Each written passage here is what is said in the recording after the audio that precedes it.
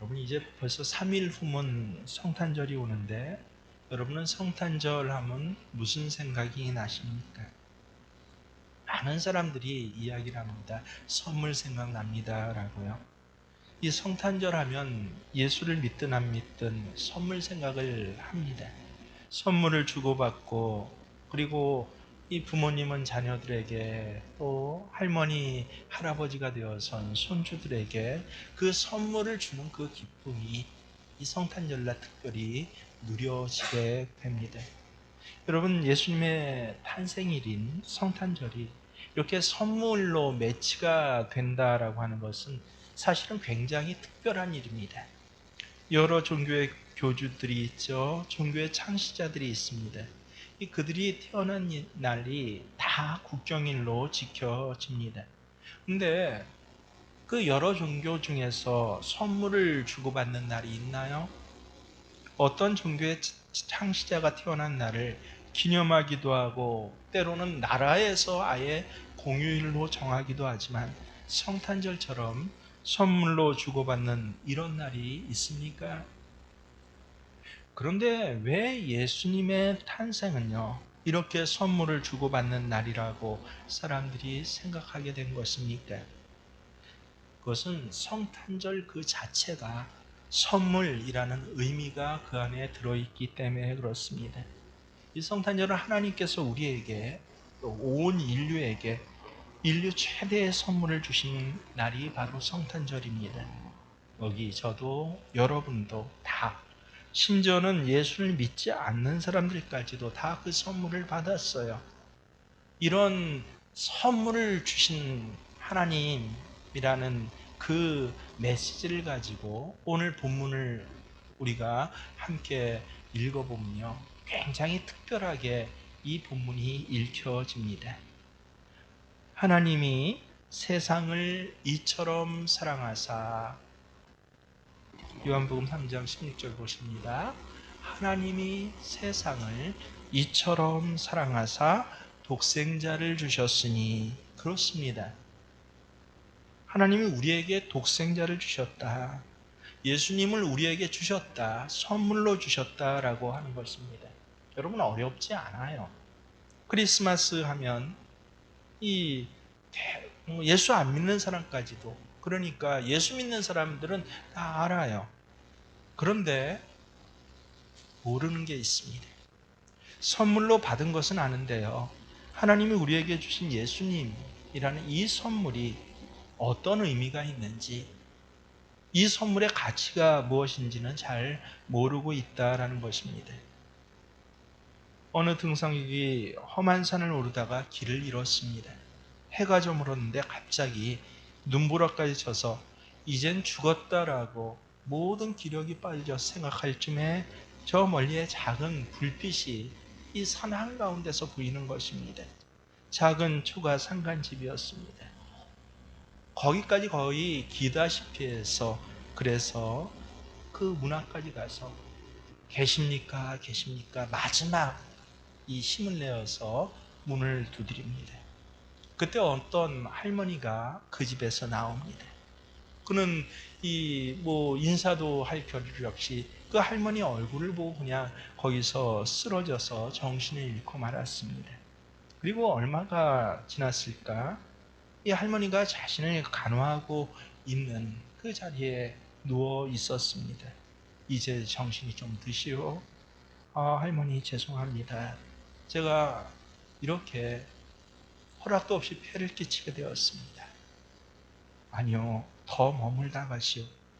눈보라가 멈추려면 며칠은 더 있어야 한다고. 이 할머니는 가난했지만 자기가 먹을 그 겨울 양식을 꺼내어서 등산객과 함께 며칠을 보냈습니다. 등산객은 눈보라가 끝나기만을 기다려야 했습니다. 그 며칠 동안 할머니는 이 등산객에게 아들 대하듯이 얼마나 정성껏 대해줬는지 이 등산객이 날마다가 감격이었습니다.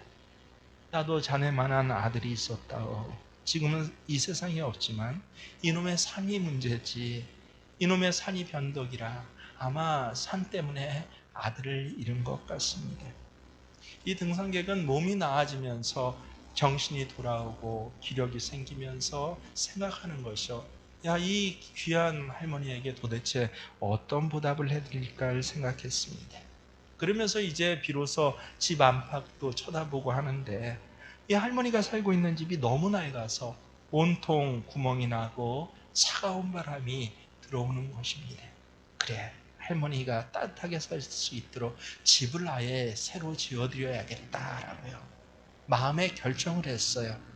그 등산객은 사실 큰 사업체를 운영하는 회사의 회장이었어요. 눈보라가 끝난 날 이 회장은요, 거에게 집을 새로 짓고도 그 할머니가 평생 먹고 살 수 있을 식량을 구하고도 남을 그런 이 돈을, 이 수표를 써갖고 봉투에 넣었습니다. 그리고 집을 나서면서 이 할머니에게 말했습니다. 할머니, 너무 고마워요. 이거 받으세요. 이게 뭐요? 이제 이거면 겨울을 따뜻하게 보내실 수 있을 것입니다. 거의 돈을 넣었다는 소리를 차마 하지 못하고, 이거면 할머니, 집도 새로 고치고 겨울도 따뜻하게 날 수 있을 거예요. 그리고 스스로도 흐뭇해하면서 이제 그 산중을 떠나게 됩니다. 그리고 몇 년 후에 그 회장이 다시 그 산에 등산을 가게 되었습니다. 이 할머니가 과연 새 집에서 따뜻하게 지내실까? 이 마음속에 흐뭇한 기대감도 갖고 궁금도 하고, 끔찍한 등산 경험이었지만 그 산으로 등산을 갔습니다. 근데 웬일입니까? 그 할머니 집이 그냥 그대로 있는 것입니다. 급히 뛰어 방으로 들어가니까 방 안엔 이 부패한 냄새가 진동을 하고요. 그 방 한 구석에 할머니가 홀로 죽어 계셨습니다. 아마도 겨울 양식도 없고 이번 겨울이 너무 추워서 동사한 것으로 그렇게 보였습니다. 아니, 이럴 수가. 내가 분명히 큰 돈을 들였는데, 집도 고치고 평생 겨울 날만한 그런 돈을 들였는데 라고 하면서, 그러면서 이게 무슨 일인가 해서 그렇게 쳐다봤더니 세상에 자기가 준 그 수표가요, 창문에 구멍난 곳에 문풍지 가림막으로 그렇게 붙여져 있었던 것입니다. 아플싸. 그제서야 이 회장은 자신의 잘못을 후회하면서 할머니를 양지 바른 곳에 묻어드리는 것으로 이 자신의 도리를 다했습니다. 그가 깨달은 것은 아무리 귀한 것이라도 알지 못하면 휴지 조각이 되는구나. 아무리 귀한 것이라도 알지 못하거나 깨닫지 못하면 의미 없는 휴지 조각이나 다름없구나 라고. 그렇습니다. 우리 인생의 가장 귀한 선물을 우리는 분명히 받았어요. 어마어마한 선물입니다. 그런데도 그 의미와 가치를 모르면요, 우리 삶의 구멍난 자리 땜빵하는 정도로 싸구려 선물로 그 엄청난 선물을 그렇게 대하는 것입니다. 여러분, 예수님은 우리에게 그럼 어떤 선물이십니까? 요한일서 4장 10절 말씀을 보면요, 뭐라고 하십니까? 사랑은 여기 있으니 우리가 하나님을 사랑한 것이 아니요 하나님이 우리를 사랑하사 우리 죄를 속하기 위하여 화목제물로 그 아들을 보내셨습니다. 하나님이 우리에게 예수님을 보내셨다라는 이야기는 온 인류의 죄를 대신 짊어지고 속죄의 제사로, 속죄의 제사라는 건 죽는 거예요. 재물이, 이 멱이 따여지고 그 피가 모두 쏟아져서 완전히 죽는 것입니다. 그런 속죄의 화목제물로 예수님을 보내셨다는 것입니다. 누구를요? 당신의 아드님을요. 그것도 독생자 아드님을요. 누구를 위해서요? 우리를 사랑하사 우리를 구원하시려고. 그래서 예수님은 하나님의 선물인데 사랑의 선물이에요. 화목제물로 예수님을 우리 대신 죽이셔서 제물로 삼으시고 우리를 구원해 주실 만큼 그렇게 하나님은 우리를 사랑하신다라고 하는 하나님의 진심이, 이 사랑의 진심이 담긴 선물이 바로 예수님입니다. 세상에 어떻게 이런 일이 있을 수가 있겠습니까? 이보다 더 큰 선물이 어디에 있겠습니까? 그런 선물을 우리가 받은 날이기에, 온 인류가 그런 선물을 받은 날이기 때문에 성탄절은 선물을 주고 받는 날이라고 사람들이 인식하는 것이죠. 물론 그 뜻을 알고 그 선물의 은혜를 누리는 사람은 많지 않지만 성탄절은 선물을 말하는 것입니다. 다시 한번 요한복음 3장 16절을 보세요. 그럼 빨간색으로 한 글씨를 잘 보십시오. 하나님이 세상을 이처럼 사랑하사. 먼저 예수라는 선물은요, 하나님의 사랑의 진심, 이처럼이란 진심이 담긴 선물입니다. 하나님께서 아기 예수를 보내신 것은 바로 세상을 사랑하셨기 때문에 그렇습니다. 저와 여러분을 사랑하셨기 때문에 그렇습니다. 사실 예수님 오기까지 우리 인간은 하나님의 사랑의 대상 아니었어요. 그걸 알면 깜짝 놀라는 것입니다. 오히려 하나님의 뭐였다고 해요? 진노의 대상이었다라고 로마서 1장 18절에 그렇게 말씀하십니다. 하나님의 진노가 불의로 진리를 막는 사람들의 모든 경건하지 않음과 불의에 대하여 하늘로부터 나타나나니. 또 21절 이하에 보면 이렇게 기록하고 있습니다. 하나님을 알되 하나님을 영화롭게도 아니하며 감사하지도 아니하고 오히려 그 생각이 허망하여지며 미련한 마음이 어두워졌나니 스스로 지혜 있다나 어리석게 되어 썩어지지 아니하는 하나님의 영광을 썩어질 사람과 새와 짐승과 기어다니는 동물 모양의 우상으로 바꾸었느니라. 긴 설명이 필요 없는 말씀입니다. 한마디로 인간이 하나님께 등을 돌렸다라고 하는 것이에요. 하나님이 아닌 하나님을 영화롭게 해야 되는데 그 대신에 등을 돌리고 하찮은 것들을 우상으로 자기들의 신으로 섬겼다는 것이고 하나님 앞에 죄를 범했다라는 것입니다. 그래서 어떻게 됐다고요? 하나님의 진노의 대상이 되었다. 이걸 알면 우리가 더욱 이해할 수가 없어요. 어떻게 해서 하나님의 진노의 대상이었던 우리들에게 하나님 왜 이렇게 기가 막힌 선물을 주시냐라고 하는 것입니다. 그것도 보통 선물입니까? 단 하나밖에 없는 아드님을, 그것도 죽이시는, 우리에게 보내셔서 그 아들을 죽이시는 선물을 주셨다. 이거는 알면 알수록 놀라운 은혜가 그 안에 있습니다. 왜? 어떻게 그랬습니까? 성경의 답은 하나예요. 오로지 하나입니다. 사랑이다. 그래서 하나님의 선물, 예수님은 사랑입니다. 일방적인 하나님의 사랑. 야곱, 에서와 야곱이 별다른 건 없지만 우리는 그 이유를 캐물을 수 없지만 일방적인 하나님의 사랑이요. 아들을 죽게까지 우리를 사랑하시는 그 신비하고 비밀한 그 사랑입니다. 이게 선물로 오신 예수님의 그 의미예요. 그뿐입니까? 성탄절에는 더 놀라운 비밀이 있는데 그것은 예수님의 이름입니다. 마태복음 1장 23절에 보면 예수님의 이름이 나오죠. 보라, 처녀가 잉태하여 아들을 낳을 것이요 그의 이름은 임마누엘이라 하리라 하셨으니 이를 번역한즉 하나님이 우리와 함께 계시다 함이라. 그래서 예수님의 이름은 임마누엘이에요. 여러분, 임은 함께입니다. 마누는 우리와, 그리고 엘은 하나님이에요. 하나님이 우리와 함께 계시다. 이게 예수님의 이름입니다. 정말 놀랍지 않습니까? 하나님이 사람이 되셔서 우리와 함께 하신다. 이것이 바로 성탄절의 놀라운 소식입니다. 이 이름의 의미는 그저 2000년 전에 예수님이 베들레헴 마구간에 오셨다라고 하는 것에 머물지 않습니다. 물론 성탄절은 분명 2000년 전에 예수님께서 베들레헴 마구간에 사람의 몸으로 아기 예수님으로 오셨어요. 그렇지만 하나님이 우리와 함께 계시다라고 하는 이 놀라운 축복은요, 2000년 전에 있었던 축복이 아니라 오늘 지금 우리에게 계속 이루어지고 있는 축복이다라고 하는 것이에요.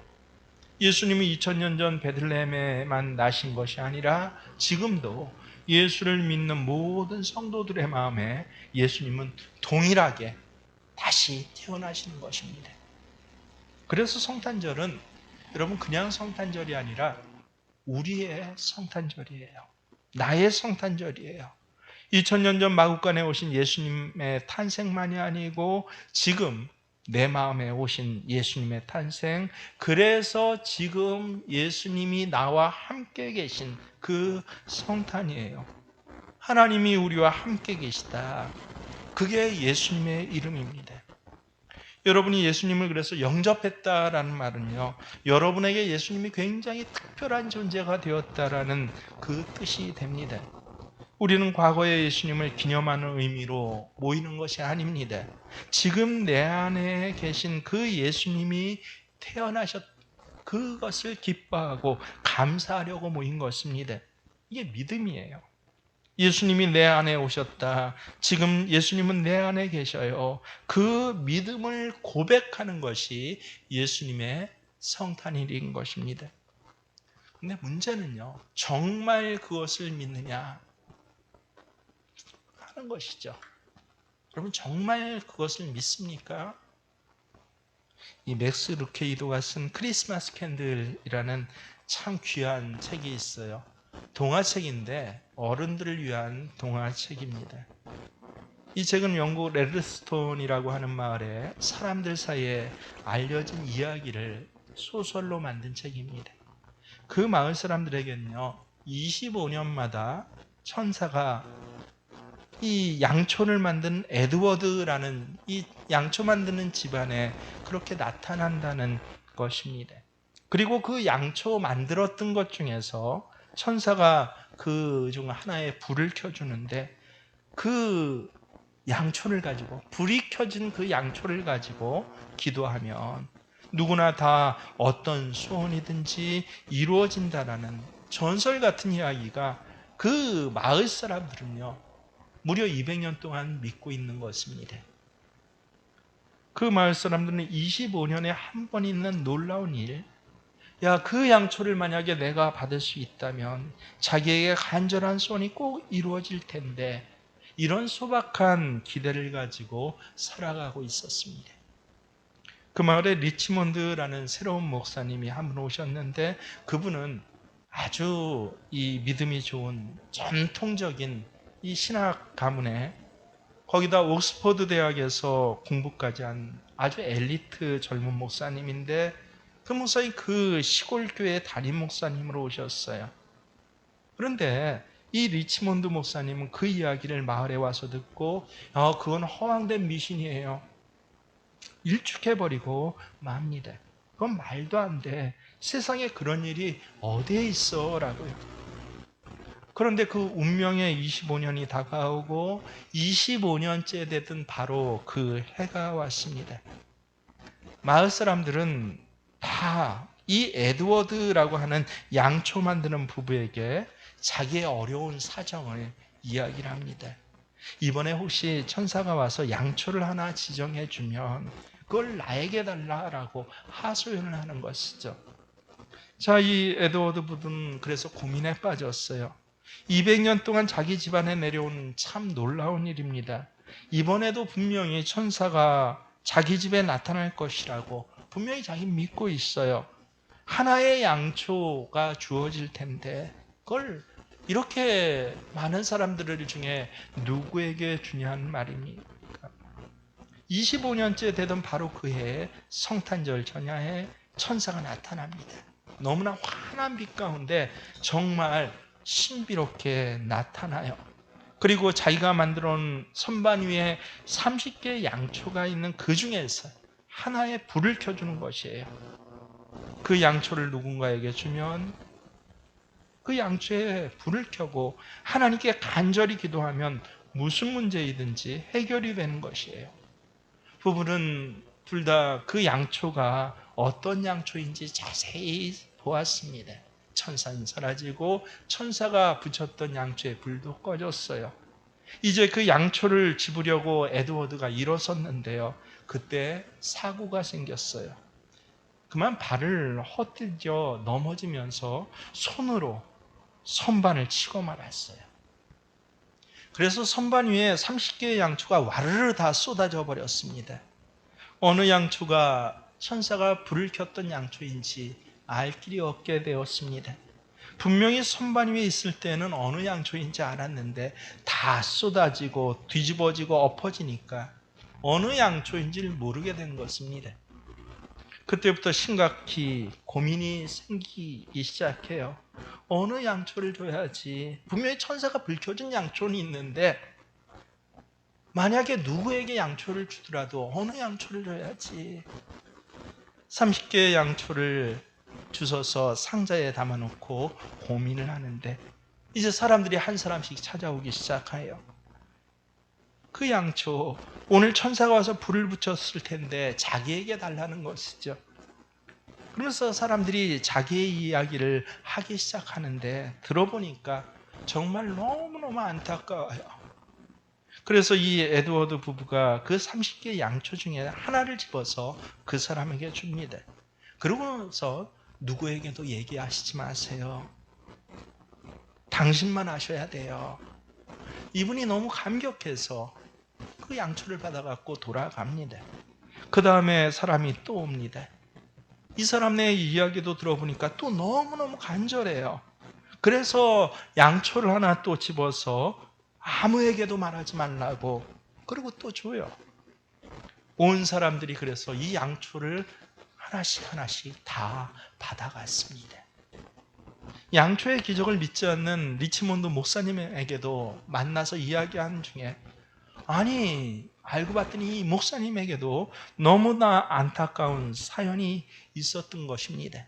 그래서 에드워드가 그 목사님에게 그 양초를 주면서 목사님도 한번 기도해 보세요. 하나가 남았어요. 그동안에는 천사가 붙인 양초를 자기들을 위해서 기도할 엄두를 못 냈습니다. 이건 하나님이 주신 특별한 은총인데 자기들을 위해서 쓸 수는 없는 법이죠. 그런데 그날은 다 나눠주고도 하나가 남았어요. 그래서 그 하나 남은 양초에 불을 켜고 이 부부도 함께 간절히 기도를 합니다. 자, 여러분 생각해 보세요. 드디어 성탄절이 되었어요. 성탄절 예배를 드리러 가요. 에드워드 부부는 너무 마음이 무거웠습니다. 한 사람에게 분명히 기적이 일어났겠죠. 누군가는 천사가 준 양초를 받았을 테니까요. 그러나 다른 사람들은 다 사기라는 것을 알고 자기에게 돌을 던지지 않겠습니까? 마음이 무겁지만 성탄절 예배에 안 갈 수는 없고 성탄절 예배에 갑니다. 리치몬드 목사님이 이 기적의 양초에 대해서 믿지 않으셨던 분인데 그날은 여러분이 어제 혹시 에드워드 씨로부터 양초를 받으신 분 기도했더니 정말 어떻게 역사가 일어났는지 간증하실 분이 있다면 일어서 주십시오라고 그러는 것입니다. 그때 이 에드워드 부가 눈을 감아버립니다. 이제는 벌떼같이 사람들이 자기를 노려보고 사기꾼이라고 말하지 않겠나. 아니나 다를까 온 예배장이 소란스러워집니다. 웅성거리고 사람들이 어떻게 이럴 수가 있어? 어떻게 이럴 수가 있어? 하는 소리가 나요. 올 것이 왔구나. 이제는 마을을 떠나야 될 지경이 될지도. 그러나 에드워드 부부는 눈을 떠야만 했습니다. 그냥 저절로 눈이 떠졌어요. 왜? 자기들도 너무너무 궁금하니까요. 도대체 누구에게 준 양초가 진짜 양초였냐는 말입니다. 너무 궁금해서 확인이라도 해야지 하는 마음으로 눈을 떴는데 주변에 보니까 다 일어난 것이에요. 그 예배당에 온 마을 사람들이 다 일어났어요. 서로를 보면서 이상해 하는 것이에요. 내가 받은 양초가 기적의 양초인데, 그러면서 서로 기가 막힌 간증들을 쏟아놓기 시작합니다. 기적의 응답이 모두에게 일어난 것입니다.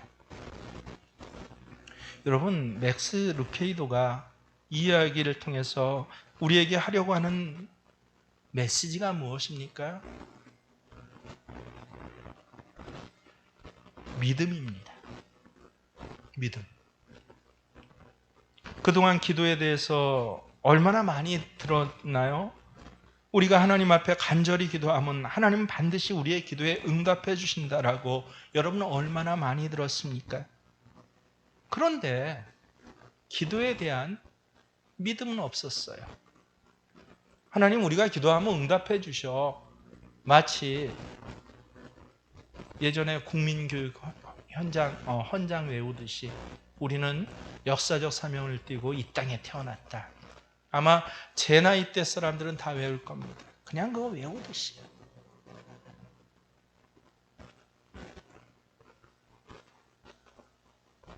그러나 기도에 대한 믿음은 없었어요.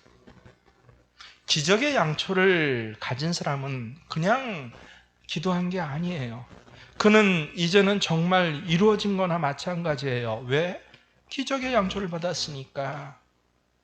그날 어떤 게 그 양초였는지 모르지만 양초를 받은 사람마다 다 이미 내 마음 안에 믿음이 일어났어요. 이제는 이루어진 것과 마찬가지예요. 내 기도가 응답된 것과 마찬가지예요. 여러분, 예수님이 우리 안에 계시다라는 것을 우리는 수도 없이 들었습니다. 그것이 얼마나 놀라운 복음인가요? 예수님은 2000년 전에 저 베들레헴 마곡간에서만 태어난 것이 아니고 우리 안에 오셨어요. 그런데 대부분은 믿지 않습니다. 그렇게 아는 것이지 그것은 믿은 것이 아니에요. 여러분이 정말 믿으시면요, 예수님은 2000년 전에만 태어난 것이 아니고 내 마음에 주님이 함께 하신다. 이 사실을 정말 여러분이 믿으면 지금도 성탄의 놀라운 사건들, 그 신비로운 선물인 예수님, 예수님이 얼마나 놀라운 신비로운 내 삶의 선물인지를 여러분도 경험하게 되실 것입니다. 여러분 16절을 다시 한번 보세요. 그래서 뭐라고 하십니까? 하나님이 세상을 이처럼 사랑하사 독생자를 주셨으니 이는 그를 믿는 자마다 멸망하지 않고 영생을 얻게 하려 하심이라. 그를 믿는 자마다예요. 예수님이 진짜 선물이 되는 것은요, 모든 사람에게 선물로 주셨음에도 불구하고 진짜 선물이 되는 것은 그를 믿는 자마다예요. 그를 아는 자가 아닙니다. 그를 알았던 자도 아니에요. 앞으로 알아갈 자도 아닙니다. 여기 믿는 자는 헬라어로 피스티오를 씁니다. 헬라어는 격과 시제가 분명해요. 160가지 변화를 하는 한 단어에서. 제가 알기에 제가 배운 언어 중에서 세계에서 가장 놀라운 언어입니다. 단어 하나가 어미, 어간의 변화에 따라서 160가지의 뜻이 있어요. 기가 막히죠. 근데 이 피스티오라는 것은 현재형, 능동형, 주격이에요.